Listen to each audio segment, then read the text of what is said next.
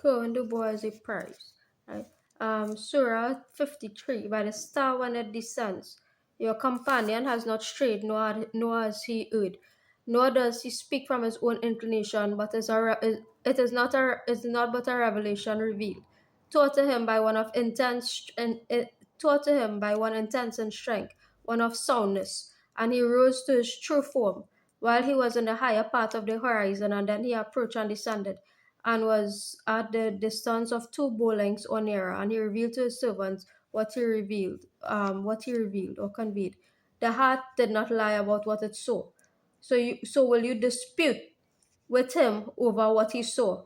And he certainly saw him in another descent at the Lote tree at the utmost boundary. Near it is the garden of refuge. When they were covered the tree that when they covered the tree that which covered. The sight of the prophet did not swerve, nor did it transgress his limit. He certainly saw of the greatest signs of the Lord. So have you considered Al-Lat and Al-Uzza and Manat, the third and the other one, is a male for you and for him the female, right? Then that then is an unjust division, right? um, they are not but mere names you have named them, you and your forefathers, for which Allah has sent down no authority. They follow not except assumption and what their souls desire, and there has already come to them from the Lord guidance. Or is there for any man whatever he wishes? Rather, to Allah belongs the hereafter and the first life. Is there for man whatever he wishes? So the book asks a deep question. Is there for man whatever he wishes, right? Could mankind get, me and you, right? Could we get anything that we wish for, right? Only a arrogant, narcissistic person thinks that he or she could get anything that they want at any time that they want, right? Only a narcissistic, arrogant, and ignorant person would think, right, that he or she could get anything they want at any point that they want, right? God doesn't work in this way, right? Um, to Allah belongs the hereafter and the first life.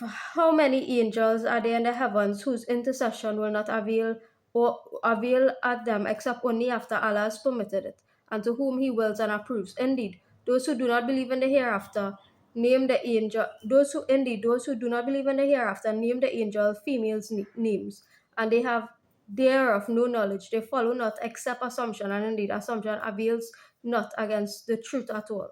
Right?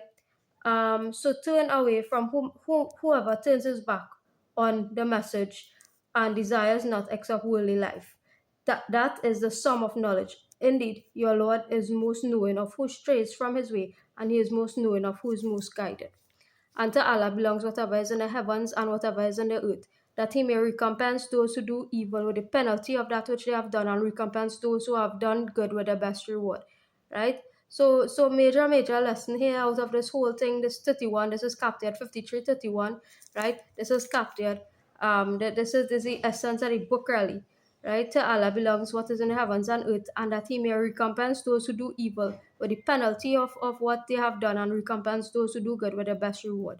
Those who avoid the major sins and immoralities, only committing the slight ones. Indeed, your Lord is vast in forgiveness.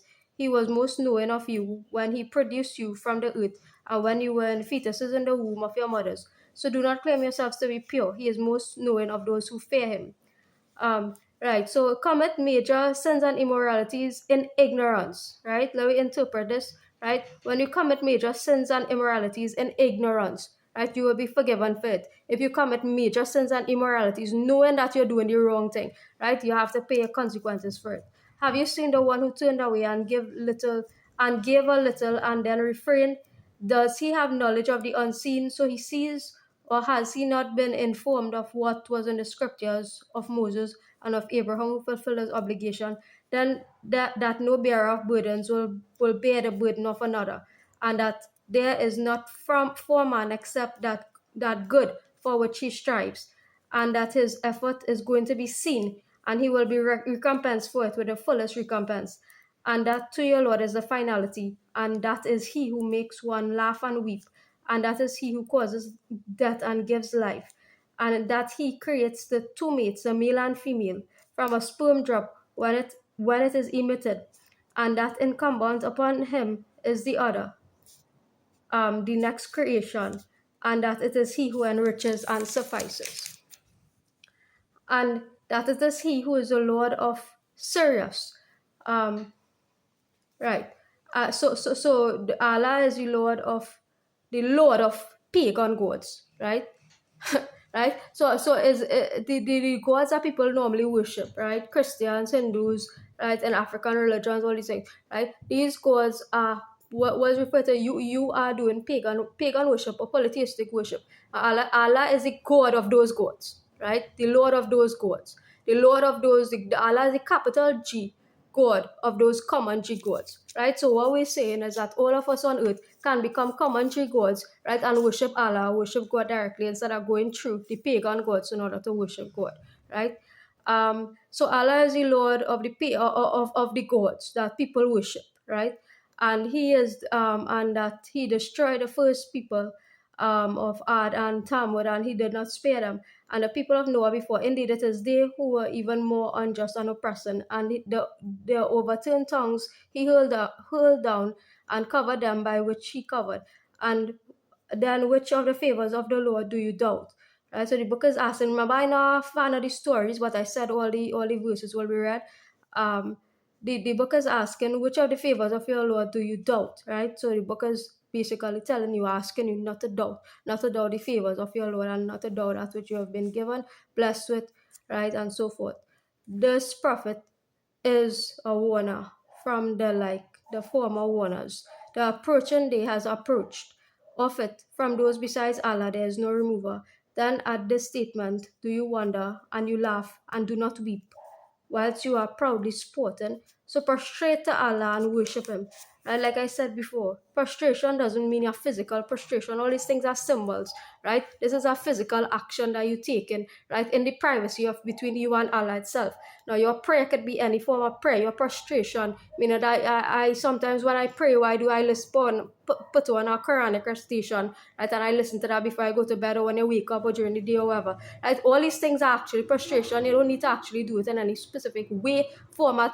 You could pray lying down, you could pray sitting down, right? The book even has a verse about that, right? You could pray lying down on your side, you could pray sitting down, right?